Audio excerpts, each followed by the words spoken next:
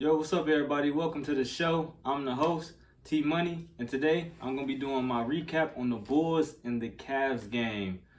The Cavs come in the number one seed in the East. They on their third 10-game win streak, so I already knew that this was going to be a tough game for the Bulls coming out today. The Bulls currently stand at 24-37, which is tough.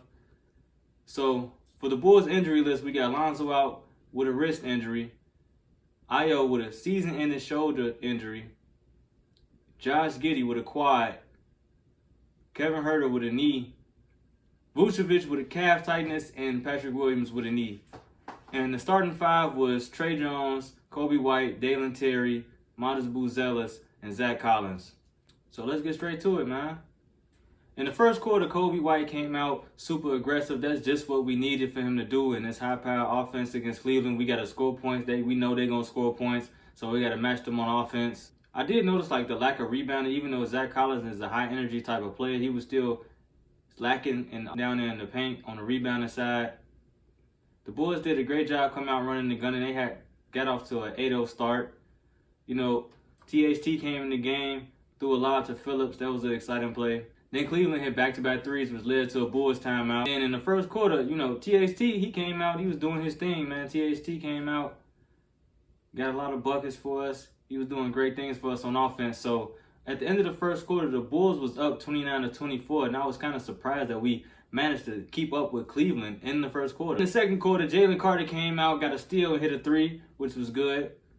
THT came off really aggressive this game, which is what we needed to keep up with this offense. He came out, had 10 points. The Bulls in the second quarter had 19 points in the paint off 14 team assists. I love the ball movement. I love the fact that we kind of got away from the high-volume three-point shooting and kind of focused on just points in the paint. Ty Jerome came off the bench for Cleveland, had 9 points, hit a three, which led to a Bulls timeout in the second quarter. Then the Bulls ended up picking up the pace in the second quarter.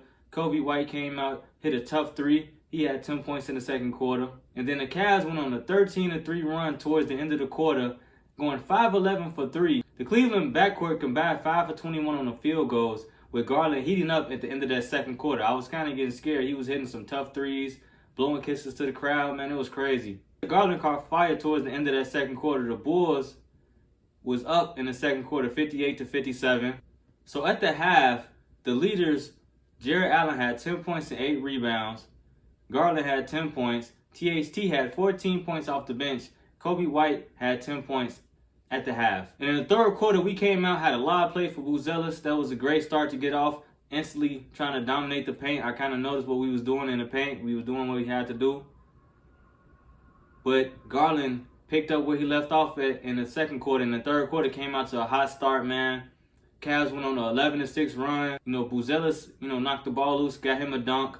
The Bulls have the third fastest pace in the NBA, so we got back to that running and gunning type offense, rebounding and running in the third quarter, trying to pick up the pace. After we picked up the pace, the Bulls went on a 7-0 run. THT hit a layup. Cavs called timeout in the third. And up until that timeout, there were 7 ties and 9 lead changes. So I was kind of happy at the fact that we was keeping up with the number one seed in the East. Ty Jerome, he had 16 points off the bench in the third quarter.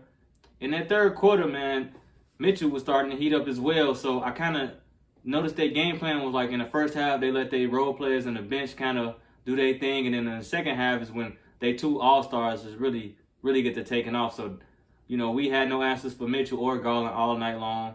They got busy on us. I did like the fact that Coby White stayed aggressive the whole game. With Zach LaVine gone, we needed his offense to kind of keep us up in the game. And at the end of that third quarter, Jalen Smith hit a three. So I was kind of happy with our performance in the third quarter, but I also knew that we had to maintain that type of offense, that type of run and gun offense throughout all 4 quarters. So it was good, but we got to do it for one more quarter. The fourth quarter, the Bulls kind of just looked a little sloppy out there. The refs was doing a terrible job at the calling. The Bulls came out with 2 turnovers in the fourth quarter, but we were still having our tempo, running up and down the court, trying to push the pace, trying to push them out of their offense, not letting them set up their defense, try to keep everybody moving. The Cavs in the fourth quarter turned the heat up on us, went on a 13-0 run and put them up by 14 points. And after that, it was just pretty much over with. We had no answers for their offense. Jarrett Allen had 9 points in the fourth quarter. The Cavs went on a 17-4 run. And then it was basically just what the broadcasters called it, the Cavalanche. We just had no answers for their offense. We couldn't keep up with them. And the Bulls was defeated by the Cavs at home, 139 to 117. So let's get into some game highs. So the game highs, Kobe White had 25.7 assists. Zach Collins had 20 points, 12 rebounds. THT had 22 points off the bench, man. Shout out THT, man. I like what I seen from you out there, bro. Donovan Mitchell had 28 points. Jarrett Allen had 25 points and 17 rebounds. And Darius Garland had 19 points. So as far as the game grade, I'm going to give this about a C+. It's like we was fighting like quarters 1 through 3. Then I really didn't see any fight back in the fourth quarter.